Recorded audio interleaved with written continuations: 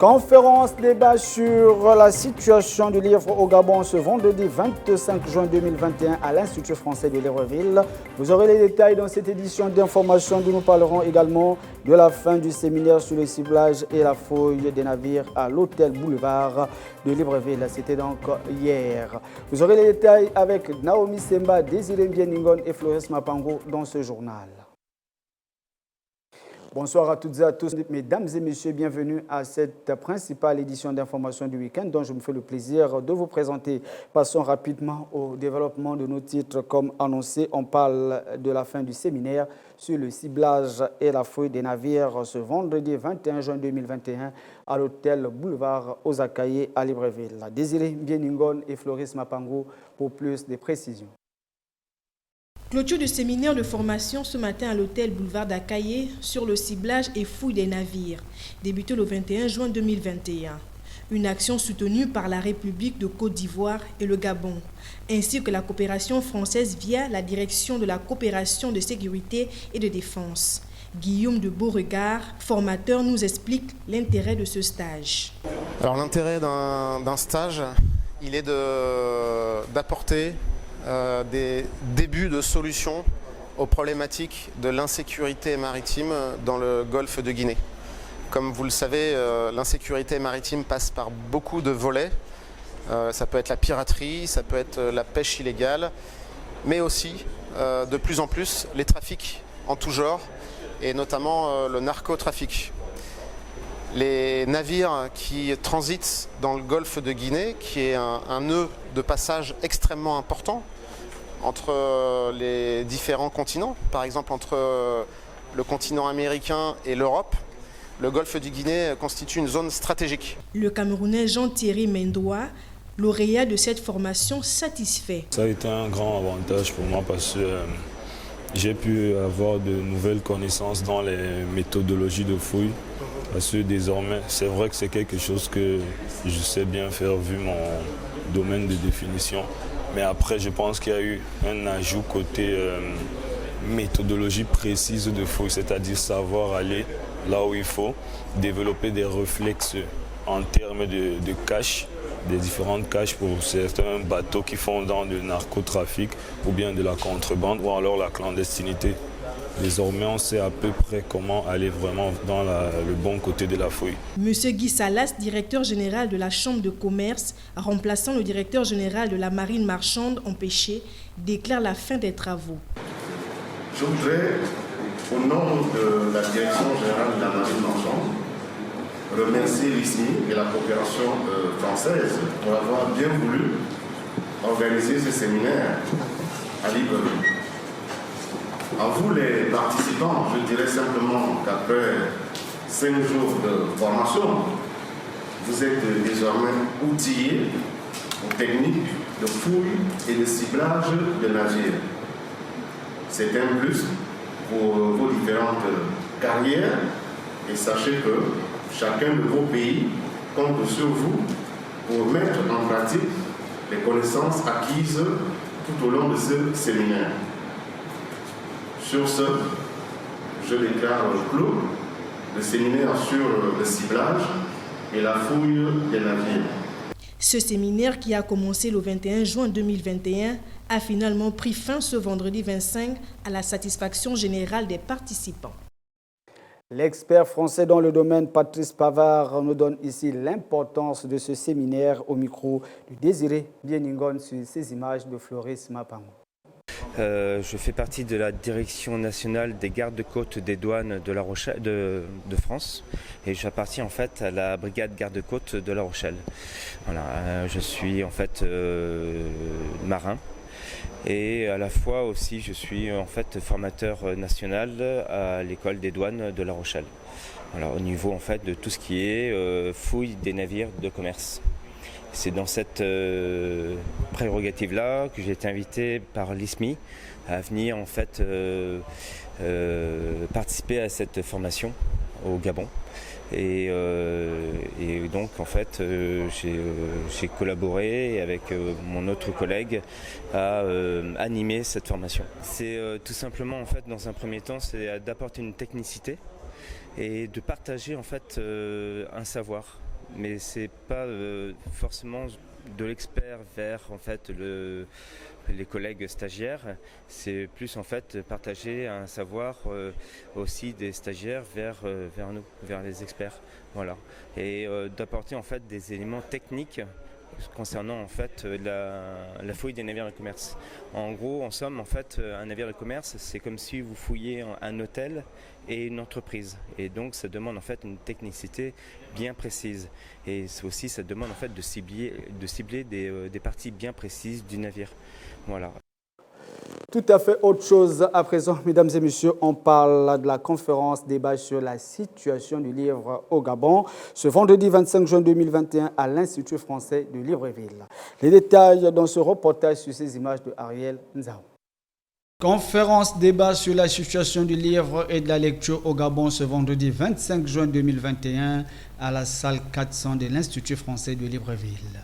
Une conférence animée par Madame Léna Mfono, enseignante et animatrice du club de lecture Immaculée Conception, qui, à l'occasion, est venue en toute simplicité parler aux parents afin de susciter le goût de la lecture aux enfants. Alors, j'ai été invitée par l'association Ibogaïne de Franck Baponga pour parler avec les parents, parce que c'était ça ma cible, voir avec eux comment susciter le goût de la lecture chez l'apprenant, chez le petit enfant. Voilà. Donc, il était question pour nous de voir toutes les activités qui peuvent tourner autour d'un livre. Parce qu'il ne suffit pas de dire à l'enfant d'aller lire. Il faut des gestes qui suivent, qui accompagnent ce désir pour l'adulte de voir son petit enfant lire. Et ce qu'on a retenu, ce que j'ai voulu transmettre aux parents, c'est qu'il faut à eux-mêmes, lecteurs, qui se mettent d'abord au centre de l'activité. Si vous voulez amener l'enfant à lire, lisez d'abord vous-même. Ils vont vous imiter. Satisfaction pour Madame Joséline Nzamba Moussavou, enseignante et participante, mais aussi parente, qui n'a pas hésité de louer l'initiative. C'est magnifique, d'autant plus qu'on a des enfants, puisqu'on a parlé de relève. Nous c'est la vieille génération. Comme on dit, à notre époque, c'est terminé. C'est l'époque des enfants. Il faudrait qu'on les cadre et qu'on les entoure de ce que nous, on a appris pour qu'ils soient encore meilleurs. Pour les organisateurs, les objectifs ont été atteints. Oui, pour la journée d'aujourd'hui, je crois que c'est même la conférencière a été au-delà de nos attentes, selon moi. Et le malheur, c'est parce que c'est la Covid, donc la restriction des nombres de places. En fait, ce type de conférence a le mérite d'être réédité. En temps normal, ça doit se faire dans les stades. C'est vraiment le plus grand nombre doit, n'est-ce pas, s'abreuver de ce genre de conférence. Oui, nous avons atteint notre objectif à 150%. Cette rencontre qui s'est terminée par une note de satisfaction générale selon les participants se verra sans nul doute se poursuivre dans les 9 provinces de la République. Les principaux invités à cette conférence débat, les enseignants et donc les élèves, ont fait une démonstration spectaculaire de la lecture à la grande satisfaction des participants. Retrouvons-nous une fois de plus dans ce reportage sur ces images de Ariel Nzao. Rappelons à toutes fins utiles que cette rencontre a mis au premier plan les enfants qui ont exprimé leur satisfaction au sortir de là. En fait, je suis contente parce qu'aujourd'hui, ça me permet de partager mes lectures et tout ce que je fais à la bibliothèque, partout, surtout aujourd'hui à l'Institut français. Et je suis très contente parce que ça m'aide à bien lire, à bien écrire. Et ça m'aide aussi à aider mes amis à écrire et lire. Parce que tous les jours, quand je suis à la maison, je demande souvent à ma mère le téléphone pour que je passe souvent à YouTube, aller demander les contes, pour que je lise souvent avec mes petites sœurs. Ces derniers n'ont pas hésité de fustiger le comportement de certains parents qui cachent les livres à leurs enfants. Les parents qui cachent les livres à leurs enfants, faites en sorte que les enfants soient un peu disciplinés. Il faut que les enfants savent lire, surtout pour les petits qui ne savent pas encore lire à partir de première année. Vous pouvez donner quelques livres pour s'habituer à lire. Au sortir de cette conférence, une démonstration spectaculaire de la lecture a été faite par ces élèves de 4e année d'une école de la place qui se sont lancés à la lecture dès le bas âge. Le voyage au séjour des morts. C'est bon. Dans un village, un homme a 2 femmes. Sa première femme met au monde une fille nommée Marundu, tandis que sa deuxième donne naissance à une fille appelée Nyongi. La mère de Marundu meurt. Celle de Nyongi reste la seule épouse chargée d'élever les 2 enfants. Alors, chers parents, suivons le modèle car la lecture reste le seul, sinon l'unique moyen par lequel les enfants pourront voyager vers les univers inconnus. Au sortir de cette conférence, la présidente de l'Union des écrivains gabonais s'est prêtée à notre micro pour nous expliquer pourquoi les jeunes gabonais ne lisent presque plus. Nous l'écoutons au micro de Ariel Nzao. Aujourd'hui, il faut simplement dire que c'est d'abord les bibliothèques qu'on ne retrouve malheureusement pas dans notre pays. Les livres, il y en a. Les Gabonais ne lisent pas, j'ai envie de dire oui et non. Je vais commencer par le non. Parce qu'il y a des Gabonais qui lisent, voilà. Mais la grande majorité ne lit malheureusement pas pour plusieurs raisons. La première raison, je crois, c'est celle que j'ai donnée. Comment voulez-vous que les gens lisent s'il n'y a pas de bibliothèque? Ça, c'est de 1. De 2, notre pays n'a malheureusement pas de politique nationale du livre et de la lecture. Et de 3, nous n'avons pas... Il n'y a pas une dynamique en tant que telle autour de la lecture. Donc, c'est des choses sur lesquelles nous travaillons. Heureusement que oui. Des livres, aujourd'hui, il y en a. Le Gabonais, de plus en plus, écrit... les livres de jeunesse.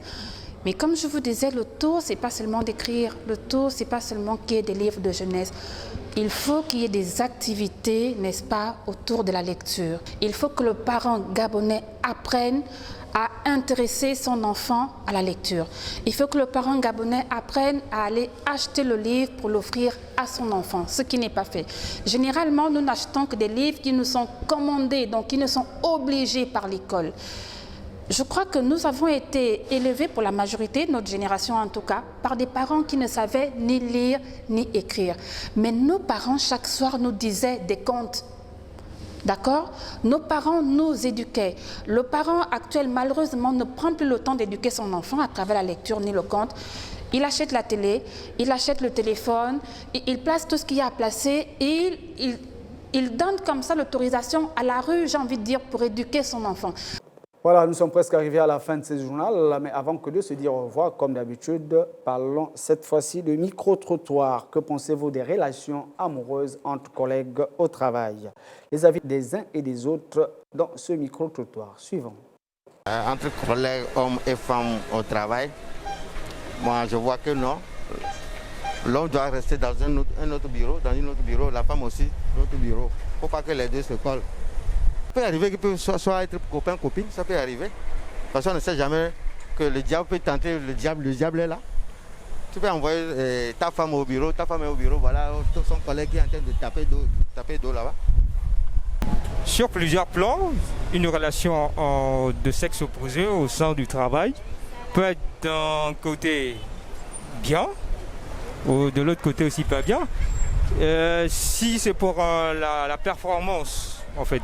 Et étant donné que ça dépend des humeurs, il ne faudrait pas qu'on amène les humeurs de couple au sein du travail. Il est bien qu'on soit professionnel. Il n'y aura pas de manque de respect. Nous tous, on s'entend bien sur le poste du travail. Bon, de mon côté, il n'y a pas de souci pour ça. On se fait avec.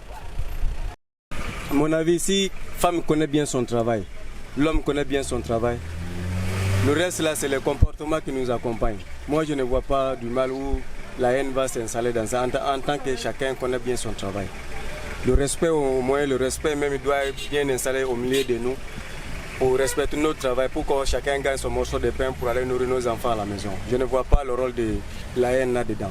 Bon, de mon point de vue, je pense que les relations entre collègues de travail ne pas souvent la bienvenue parce que ça il y aura forcément de l'impact au niveau de la manière de travailler. La manière de travailler. Si par exemple je suis supérieur, je suis son chef par exemple, je pense que en lui donnant des ordres, elle aura peut-être tendance à ne pas les respecter. Parce qu'entre elle et moi, il y a déjà un lien un peu intime qui s'est déjà tissé. Donc je pense que les relations entre collègues de travail ne passeront la bienvenue. C'est mieux de garder d'être professionnel. Voilà, c'est pas ce micro-trottoir que nous mettons un terme à cette édition d'information. Le débat continue à la maison. Parlons du rappel des titres, je disais tout à l'heure. Conférence débat sur la situation du livre au Gabon ce vendredi 25 juin 2021 à Libreville, à l'Institut français de Libreville. Vous avez eu les détails dans ce journal, d'où nous avons également parlé de la fin du séminaire sur le ciblage et la fouille des navires à l'hôtel Boulevard aux Akaye, toujours à Libreville. Le plaisir a été pour nous de vous avoir servi tout au long de cette semaine. Lundi, vous serez avec Ortega Otuanzogo, s'il plaît à Dieu, bien sûr. Quant à moi, je vais vous retrouver lors des prochaines occasions. Mais je n'étais pas seul pour vous conduire tout au long de ces 3 semaines d'affilée. J'étais accompagné de toute l'équipe de la radio-télévision Hermon qui s'est jointe à moi pour vous souhaiter bon week-end à toutes et à tous. Je vous aime tous autant que vous êtes. Ciao, bye bye.